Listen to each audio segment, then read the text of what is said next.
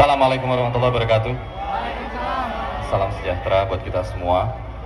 Teman-teman semua, selamat siang. Semoga masih tetap semangat. Saya hadir pada hari ini karena sesederhana saya selalu cenderung berhati-hati dalam mengambil sebuah sikap. Saya tidak pernah mau ikut dalam kontestasi politik.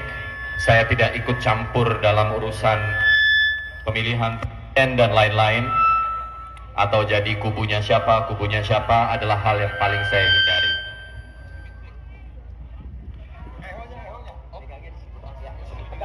Dan saya selama ini selalu menjadikan dunia seni sebagai wilayah untuk saya menyampaikan keresahan hati dan kritik sosial.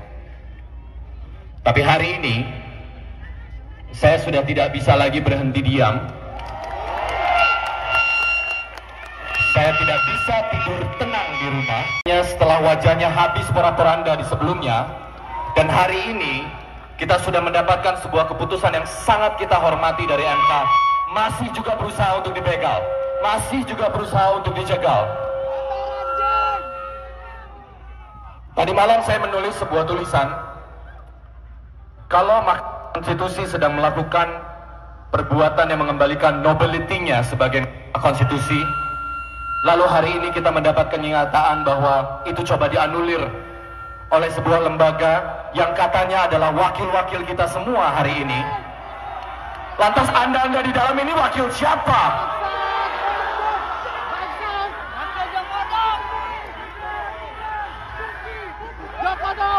Teman-teman, hari ini semoga energi yang kita punya, kita bisa tetap tertib, kita tetap bisa menjaga demokrasi kita.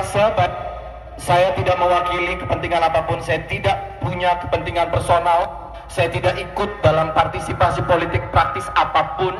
Saya hadir hari ini sebagai rakyat biasa bersama teman-teman semua, tidak mewakili siapapun selain suara orang-orang yang gelisah hari ini melihat demokrasi kita seperti ini. Ini bukan negara milik keluarga tertentu.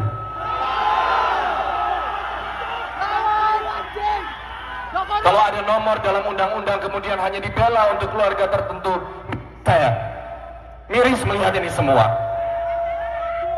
Dan hati teman-teman semua yang ada di sini, semoga kita bisa mengawal ini terus. Kita sudah melihat tadi pagi jam 9, kemudian ada keputusan menunda 30 menit, lalu kemudian ditunda.